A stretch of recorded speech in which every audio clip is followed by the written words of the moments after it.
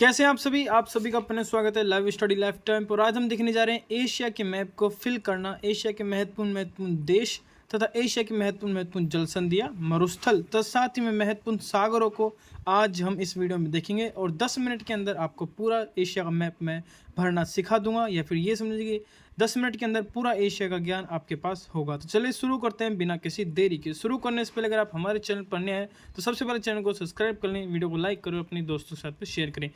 ये अभी हमारे पास एक पूरा ब्लैंक खाली एशिया का मैप है। चलिए इसको फिल करते हैं। मैं पूरा फिल करने वाला हूं और फिर एक एक करके आपको हर एक महत्वपूर्ण स्थान, जल संधि व सागर के बारे में बताने वाला हूं। चलिए शुरू करते हैं। देखिए कंप्लीट एशिया का मैप फिल कर चुका हूं, तो चलिए शुरू करते हैं। सबसे पहले शुरू करते हैं हमारे भारत देश से। इसके जो पड़ोसी देश हैं उनको जान लेते हैं। तो देखिए सबसे पहले आपका पाकिस्तान, फिर इधर आपका नेपाल, भूटान, चीन, म्यांमार और फिर आपके इधर आती है बंगाली खाड़ी और ये आपका अरब का सागर, ये श्रीलंका आप सभी जानते हैं। तो चलिए ये हमारा कंप्लीट भारत देश हो चुका है। अब शुरुआत करते हैं पश्चिम से, शुरू करते हैं हमारे यहाँ से, ठीक है। तो ये है आपके पास एशिया और ये है आपके अलास्का यानी यूएसए। तो एशिया और अलास्का के बीच में जो जल संधि है उसे कहते हैं आपके बेरिंग जल संधि, ठीक है। यहीं पर आपको देखने को मिलेगा बेरिंग सागर। अगर इसे ब्लैंक पेपर में देखें यानी ब्लैंक मैप में देखें तो देखिए कुछ इस प्रकार से दिखेगा। यहाँ पर आपको एशिया मिलेगा, सॉरी एशिया यहाँ पर है, यहाँ आपको अमेरिका देखने को मिलता है और इसके बीच में जल संधि है उसे ही कहते हैं आपके बेरिंग जल संधि। तो ये बात आपको ध्यान में रखनी है, बेरिंग जल संधि यहाँ पर है और बेरिंग सागर आपको यहाँ पर देखने को मिल रहा है। अब प्रश्न किस प्रकार से बनेगा कि बेरिंग जल संधि किन दो महासागरों को या फिर सागरों को जोड़ती है। अगर प्रश्न आए किन दो सागरों को जोड़ती है तो आपके चुकची सागर को और बेरिंग सागर को बेरिंग जल संधि जोड़ती है। वहीं पर अगर महासागर की बात करें तो आर्कटिक महासागर को प्रशांत महासागर से जोड़ती है। या फिर प्रश्न पूछ ले कि आर्कटिक महासागर को प्रशांत महासागर से कौन सी जल संधि जोड़ती है, तो वो है आपके बेरिंग जल संधि। पूछ ले बेरिंग जल संधि किन दो देशों के मध्य है, तो आपके रूस और अलास्का के मध्य है। तो चलिए अब आगे बढ़ते हैं नेक्स्ट जल संधि की ओर। उसके बाद आता है आपका ओखटिक सागर, जो कि एक महत्वपूर्ण सागर है और कहाँ देखने को मिलेगा, जस्ट रूस के नीचे आपको ओखटिक सागर देखने को मिलता है। उसके बाद में ये जो आप देख रहे हैं ये आपके रूस की सीमा है। उसके बाद में चाइना यानी चीन की सीमा आ जाती है और यहीं पे एक द्वीप है जो कि रूस का द्वीप है। इसके बीच में देखने को मिलती है आपकी टोटेरी जल संधि। और इस द्वीप के नाम की बात करें तो ये आपका सखलिन द्वीप है जो कि रूस का हिस्सा है, ठीक है, जिसके बीच में आपको देखने को मिलती है टोटेरी जल संधि। अगर पूछा जाए टोटेरी जल संधि कहाँ पर है तो देखिए प्रश्न इस तरह से बनेगा कि ओखटिक सागर और जापान सागर को जोड़ने वाली जल संधि कौन सी है, तो वो है आपकी टोटेरी जल संधि या फिर तोतेरी जल संधि भी इसको बोलते हैं, ठीक है। उसके बाद में आ जाइए, फिर आता है आपका जापान। जापान के अंदर आपको 4 द्वीप समूह देखने को मिलते हैं, जिसमें सबसे पहले आता है आपका होकेडो। उसके बाद में आता है होन्शु जो कि जापान का सबसे बड़ा द्वीप समूह है। उसके बाद में आता है शिकोकू और फिर आता है क्यूशु। ये कुल मिला के पूरा आपका जापान होता है, जिसमें एक जल संधि महत्वपूर्ण है। सबसे पहली वो है आपकी होकेडो और होन्शु के बीच में जो जल संधि उसका नाम है सुगारू जल संधि। अब प्रश्न यह बनता है कि सुगारू जल संधि किन दो सागरों को या फिर महासागरों को जोड़ती है। प्रश्न बन सकता है कि प्रशांत महासागर और जापान सागर को जोड़ने वाली जल संधि कौन सी है, तो वो है आपकी सुगारू जल संधि, ठीक है। उसके बाद में आपको देखने को मिलता है जस्ट थोड़ा सा नीचे, जब आप चाइना के बॉर्डर पे देखते हैं तो यहाँ पर आपको देखने को मिलता है पीला सागर, ठीक है। और जस्ट पीला सागर के ऊपर जो आपको यहाँ पर देखने को मिलता है वो देखने को मिलता है कोरिया यानी उत्तरी कोरिया और दक्षिणी कोरिया। उत्तरी कोरिया और दक्षिणी कोरिया के जस्ट बगल में ही पीला सागर स्थित है। पीले सागर में आपकी नदी आती है होमोहोन नदी, जो कि आपके कुनलुन पर्वत से निकलती है चीन के अंदर से, और यहाँ से आपकी नदी पीले सागर में आगे गिर जाती है। उसके बाद में जस्ट थोड़ा सा नीचे आएंगे तो आपको जो आपका जापान का द्वीप है क्यूशु द्वीप और जो दक्षिणी कोरिया है इसके बीच में आपको एक दो जल संधि आती है। एक तो कोरे जल संधि आपको यहाँ पर देखने को मिलती है और एक जल संधि देखने को मिलती है सिसुमा जल संधि। अब प्रश्न बनता है कि सिसुमा जल संधि किन दो सागरों को जोड़ती है, तो सिसुमा जल संधि जापान सागर और पीले सागर को जोड़ती है। ये बात आपको ध्यान में रखनी है। प्रश्न कुछ इस प्रकार से पूछ जाएंगे कि पीले सागर और जापान सागर के मध्य कौन सी जल संधि है, तो वह आपको सिसुमा जल संधि। या फिर पूछ लिया जाएगा चीन या फिर दक्षिणी कोरिया और जापान के बीच में कौन सी जल संधि है, तो सिसुमा जल संधि। इसी तरह से पूछ लिया जाएगा जापान का द्वीप होक्काइडो और होन्शु के बीच में कौन सी जल संधि है, तो वो है सुगारू जल संधि, ठीक है। और जैसे पूछ लिया जाएगा जापान सागर और ओखटिक सागर को कौन सी जल संधि जोड़ती है, तो वो आपकी तोतेरी जल संधि या फिर टोटेरी जल संधि, ठीक है, तो ये अपना जापान का एक जो इलाका है यानी पूरा क्षेत्र हमने देख लिया। चलिए अब आगे की ओर बढ़ते हैं।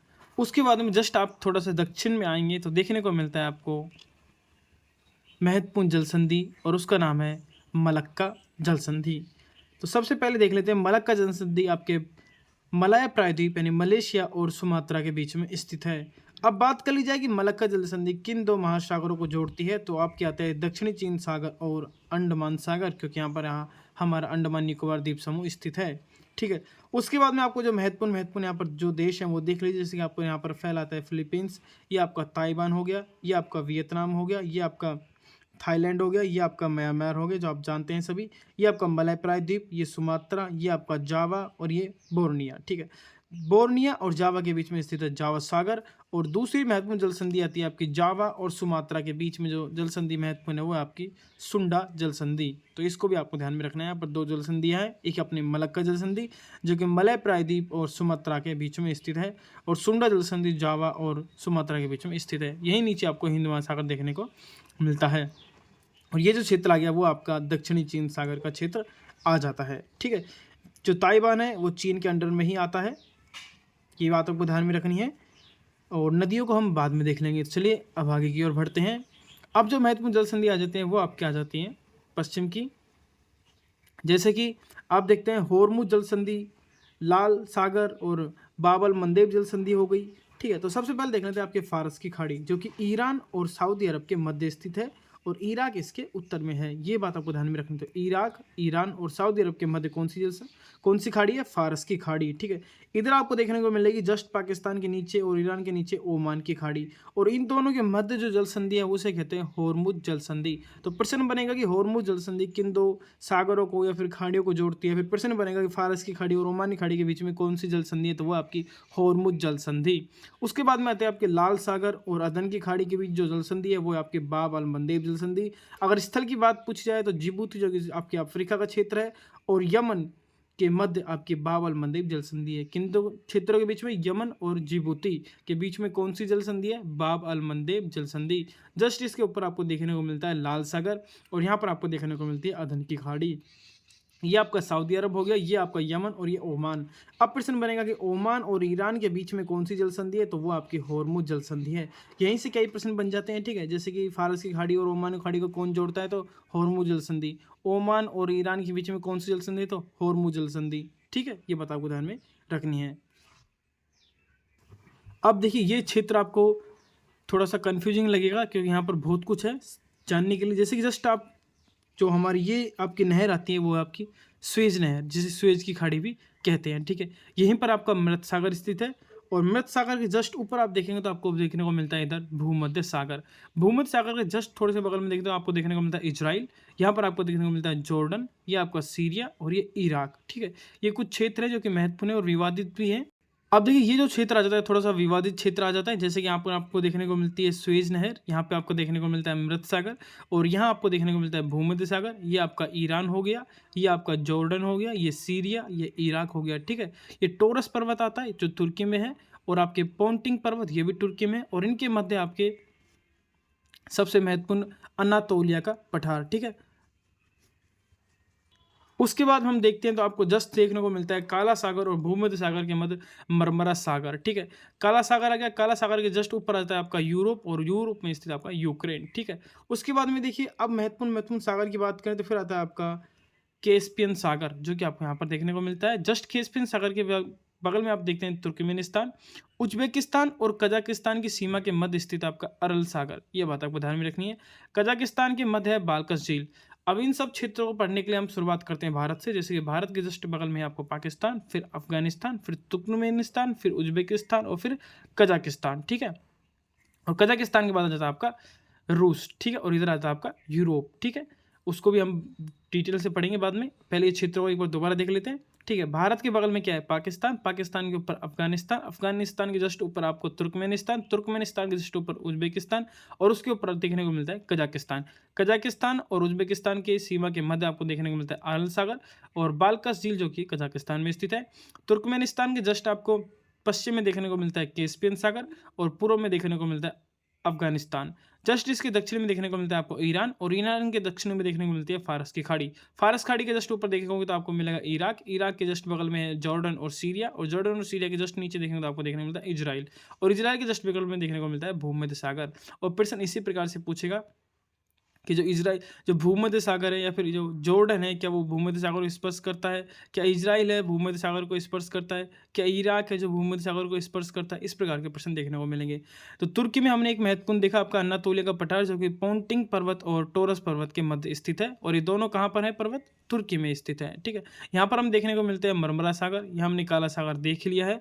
अब आपका आता है जस्ट थोड़ा सा ऊपर चलते हैं, हम बात करते हैं यहाँ पर यूरोप और एशिया के जो मध्य विभाजन का कार्य करता है वो आपका करता है जो यूराल पर्वत आ जाता है, कैस्पियन सागर आ जाता है। ठीक है, और आपके कोकोकस पर्वत है, और काला सागर और भूमध्य सागर, ये सब मिलाकर आपके यूरोप और एशिया को अलग करते हैं। कौन कौन, यूराल पर्वत, कैस्पियन सागर, कोकोकस पर्वत, काला सागर और भूमध्य सागर, ये सब मिला के आपके यूरोप और एशिया को एक तरह से विभाजित करते हैं प्राकृतिक तौर पर। ठीक है, बात करते हैं आपके यूराल नदी भी आपको जस्ट यूराल पर्वत के समानांतर बहते हुए देखने को मिलती है। ठीक है, यहाँ पर आपके जॉर्जिया आ गया, और ये आपका कोकोकस पर्वत हो गया, काला सागर जस्ट ऊपर ही आपको देखने को मिलता है। ठीक है, ये अजरबैजान हो गया, जस्ट ये आपका क्षेत्र अजरबैजान हो जाता है, ये बता ध्यान में रखें। कैस्पियन सागर के जस्ट बगल में, अगर पूछ ले कैस्पियन सागर की सीमा क्या अजरबैजान से मिलती है, तो हाँ मिलती है।